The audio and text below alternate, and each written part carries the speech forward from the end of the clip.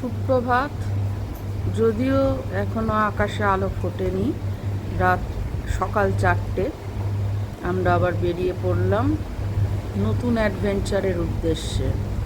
ইচ্ছা আছে কাঞ্চনজঙ্ঘা দেখার, দেখি কত দূর যেতে পারি। আবহাওয়া পারমিট করলে যত দূর যাওয়া যায় তত দূর যাব। আমরা এখন কৃষ্ণনগরে নীলাচল হোটেলের সামনে। এখানে ব্রেকফাস্টটা করে নেওয়া যাক।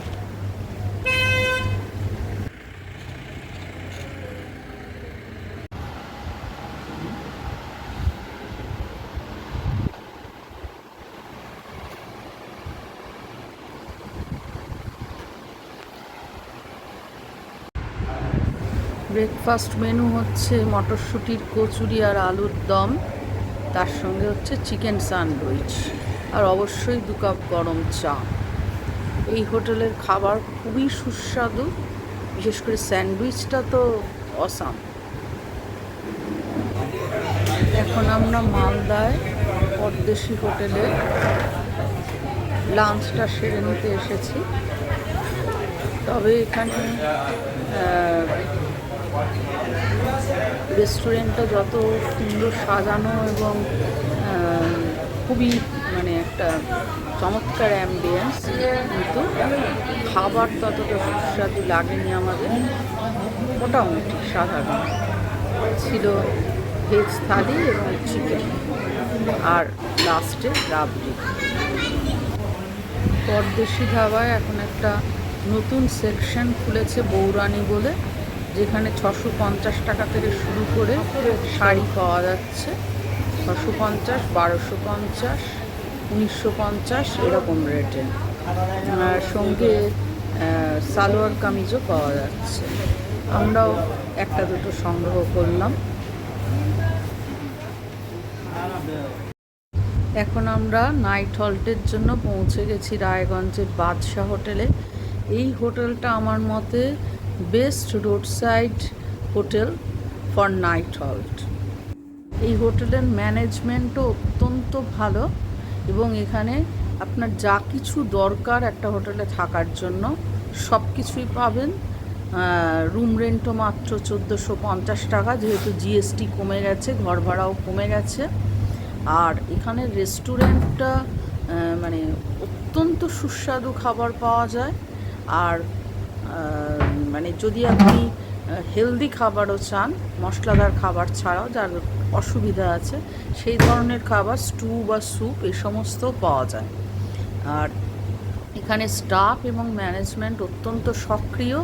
আপনি যখন যা চাইবেন তাই পেয়ে যাবেন, কোনো অসুবিধা হবে না। খুব নিট অ্যান্ড ক্লিন। আমরা প্রত্যেকবারই প্রায় ডুয়ার্স যাবার সময় এখানেই হল্ট করি।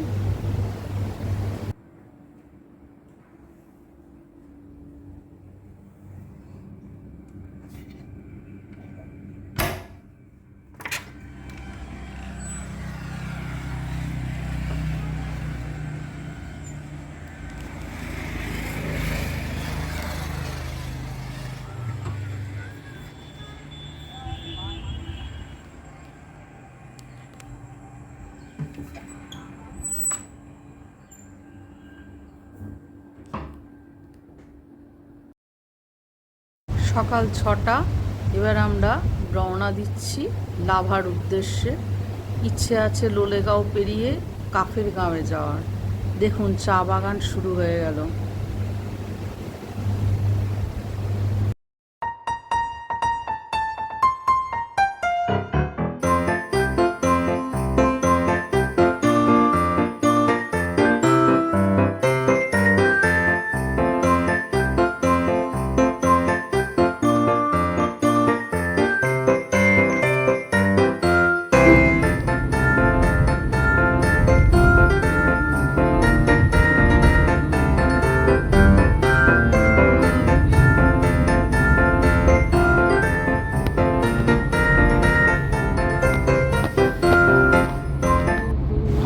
বেলা হয়ে গেল, কিন্তু এখনো পর্যন্ত ব্রেকফাস্টের উপযোগী কোনো দোকান পাচ্ছি না।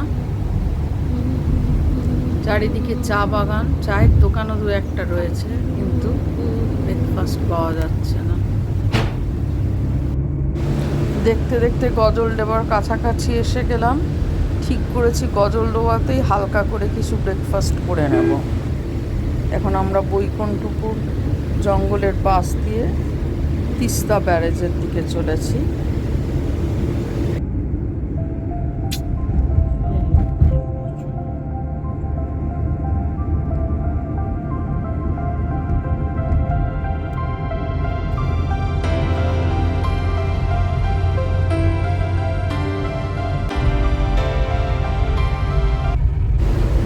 ব্রেকফাস্ট করে এবার আমরা বদলাবাড়ির রাস্তা ধরেছি। রাস্তার ধারে গাছে এত সুন্দর বেগুনি রঙের ফুল ফুটে আছে, ক্যামেরায় ভালো আসছে না, কিন্তু অত্যন্ত সুন্দর দেখতে লাগছে।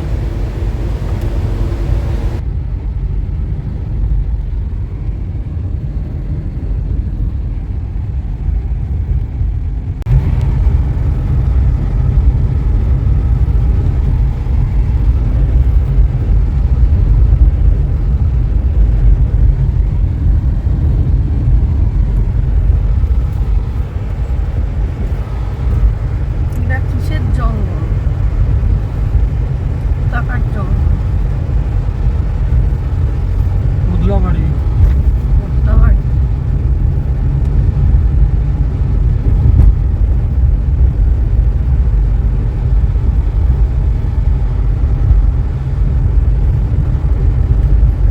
পুরো রাস্তাটা এরকম ব্লক বসিয়ে দিয়েছে।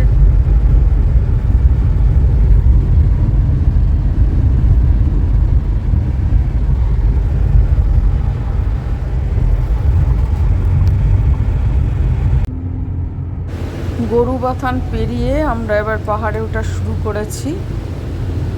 লাভার দিকে অগ্রসর হয়েছি। নিচে একটা নদী বয়ে চলেছে, উপর থেকে মাঝে মাঝে দেখা যাচ্ছে অপূর্ব সুন্দর পাহাড় এবং প্রাকৃতিক দৃশ্য।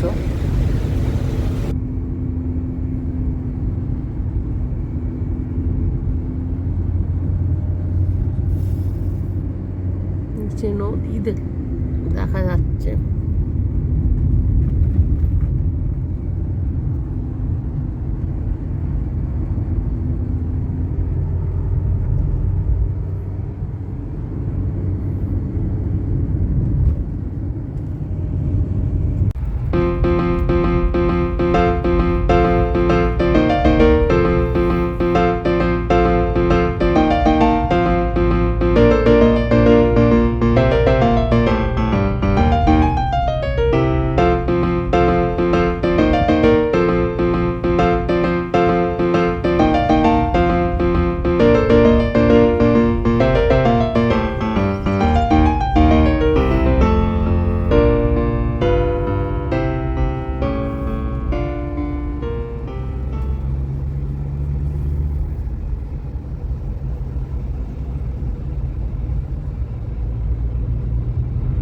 Lava 4 kilometre, Kalimpong 37।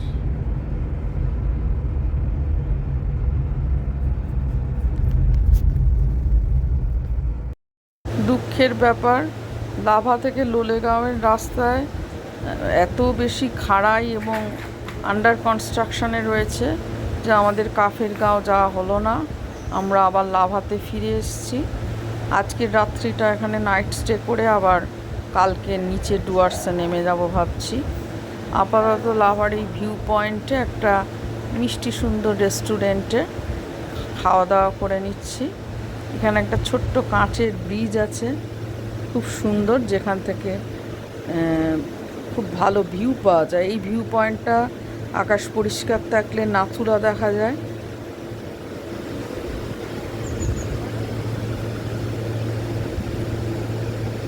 কিন্তু আপাতত আকাশ এতই মেঘাচ্ছন্ন যে ভালো করে পাহাড় দেখা যাচ্ছে না। আবার একটু পরেই হয়তো পরিষ্কার হবে।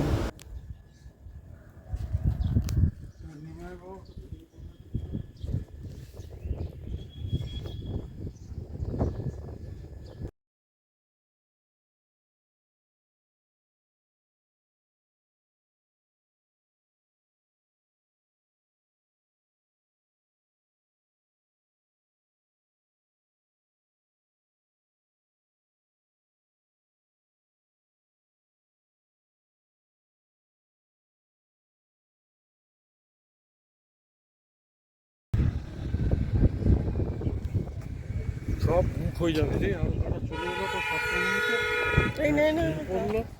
এবার সব এটা কি ভিডিও হচ্ছে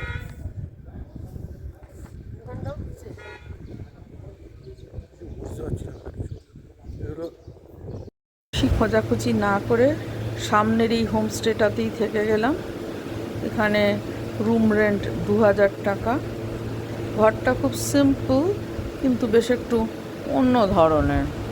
বেশি খোঁজাখুঁজির সময় নেই বলে আপাতত একদিনের জন্য নাইট স্টে এখানেই করলাম। তবে এখানকার হোটেলের কর্মচারীদের ব্যবহার খুব ভালো এবং এমনিতে নিট অ্যান্ড ক্লিন। লাভায় বেশ ঠান্ডা আছে, রাত্রিরের দিকে প্রায় 11-12 ডিগ্রি টেম্পারেচার নেমে যাচ্ছে এবং বেশ ভালোই শীত করছে।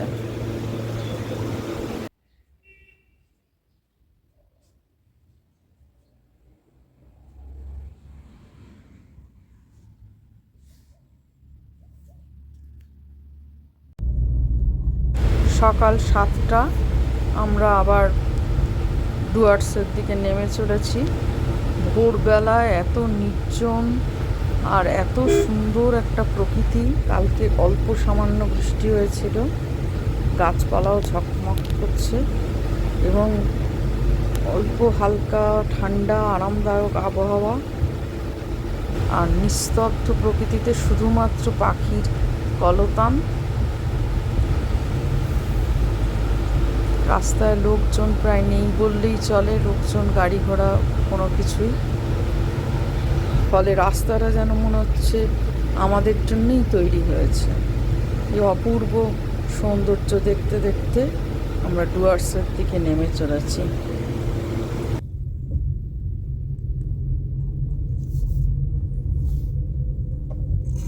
এখানে মুখের ভাষা থেমে যায়। এখানে প্রকৃতিই কথা বলে। প্রকৃতির সেই কথা শুনতে শুনতেই আমরা নিচের দিকে চলেছি। আপনারাও কান পেতে শুনতে থাকুন প্রকৃতি কি বলতে চাইছে, আর চোখ ভরে দেখে নিন প্রকৃতির এই অপরূপ সুন্দর দৃশ্য। এই সময় যে কাঞ্চনজঙ্ঘার দেখা পাবো তেমন আশা করে আসিনি, তবু একটা দুরাশা ছিল, যদি আকাশ পরিষ্কার থাকে দেখতে পাবো। পাহাড় আবার আমার এত বেশি ভালো লাগে যে পাহাড়ে না থেকে নিচে নেমে যেতে হচ্ছে বলে মনটা খুবই খারাপ হয়ে আছে। তবুও কি করা যাবে, এখানে আগেও 2-3 বার আমরা এসেছি, কাজেই এবার কোনো সাইট সিইং করলাম না। নেওডা ভ্যালির রাস্তাটাও খুব ভাঙাচোরা রয়েছে এবং ছাঙ্গে ফলস এবং বাকি লাভা থেকে যে সাইট সিইং হয় সেগুলো আমাদের করা। গাড়ি থেকে নেমে প্রকৃতির কাছাকাছি আসার ইচ্ছাটাকে আর দমিয়ে রাখা গেল না। একটু নেমে দেখে নিই চারপাশটা এবং প্রকৃতির সঙ্গে একাত্ম হয়ে নিই। নিচে অপূর্ব সুন্দর রাস্তাগুলো পাকদণ্ডি বেয়ে নেমে গেছে। এখানে আবার 2টো কুকুর আমাদের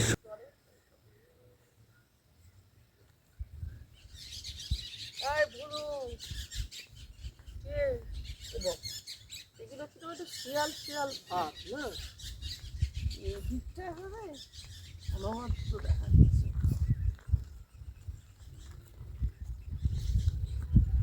বাহ, এখান থেকে নিচেটা একটু তুলতে হয়, বুঝছি কি সুন্দর সব।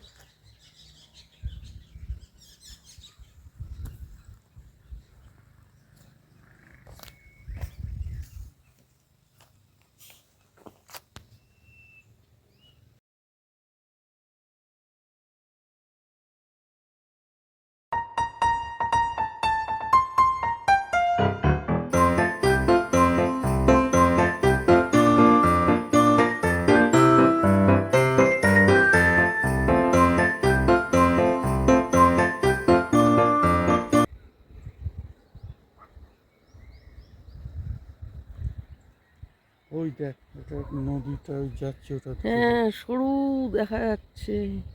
ওই নদীটার পাশ দিয়ে দিয়েই তো আমরা সব উঠে এলাম। ওইটা থেকে কিরকম রিফ্লেক্ট করছে দেখ চালগুলো।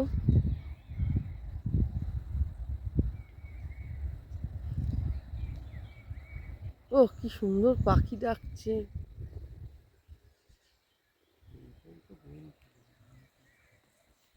পাখি ডাকে বলে গেল বিভা বলে। কি সুন্দর হাওয়া ছেড়েছে।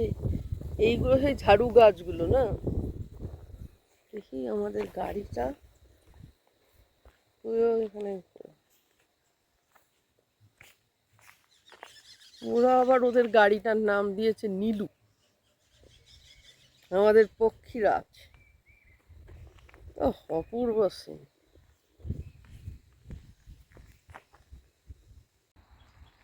ব্রেকফাস্টের জন্য এই ছোট্ট দোকানটার সামনে থেমেছি।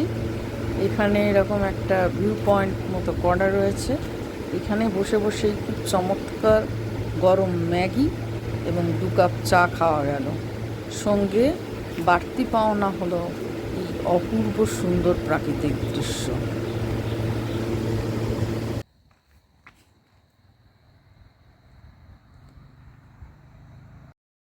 এর এপিসোড এখানেই শেষ করলাম। পরবর্তী এপিসোডের ডুয়ার্স দেখার জন্য আপনাদের আমন্ত্রণ রইল।